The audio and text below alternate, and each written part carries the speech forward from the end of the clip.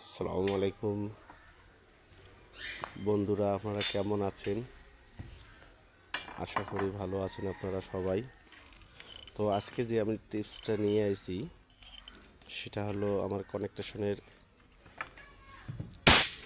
যে ভাইরা আছে তারা ভালোভাবে একটু বুঝবেন।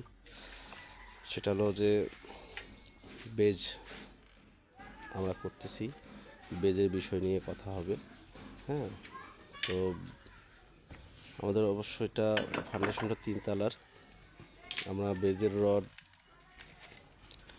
বানতেছি। দেখতেই পারতেছেন আমরা কীভাবে বানতেছি। তো এই যে রডের মাথাগুলো 4 ইঞ্চি করে লৌকা ভাঁজ আপনারা দিবেন। আর যদি বেজের কাস্টিং বেশি হয় তাহলে মাটাম হয়ে যাবে। মাটামের হাইট 10 ইঞ্চি অথবা 1 ফিট হলে ওই জায়গায় বাইন্ডার ইউজ করতে হবে। তো যেহেতু আমাদের প্রাইভেট কাজ, এইভাবে ভাঁজ দিলেই ইনশাল্লাহ বাইন্ডার লাগবে না, করা যাবে। তো অবশ্যই সবাই এটা কেয়ারফুল। তো আমাদের বেজগুলো বাঁধা হয়ে গেছে, দেখাচ্ছি। তো এই যে কলমের রড মাটাম হয়ে গেছে, এই যে আমি দেখাচ্ছি। আর লৌকা ভাঁজটা কীভাবে দিবেন সেটা এখানে দেখতে পারবেন। এই যে আমার এক ভাই দিচ্ছে। এই যাদের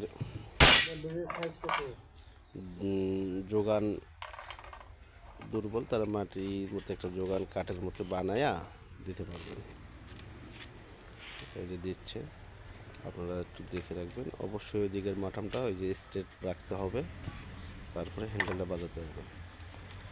একটু চাপ দিলে হ্যাঁ, এইভাবে দিবেন। তো আমাদের এই বেজের সাইজটা হলো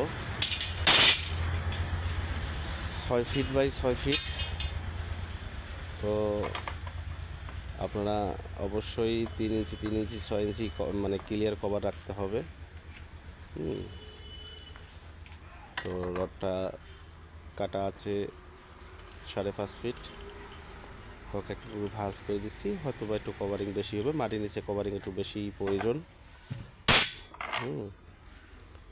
তো এইভাবে অবশ্যই আপনারা মাঠামগুলো দেবেন। তো আশা করি আপনারা সবাই বুঝতে পারছেন। তো সুস্থ থাকবেন, ভালো থাকবেন। আল্লাহ হাফেজ।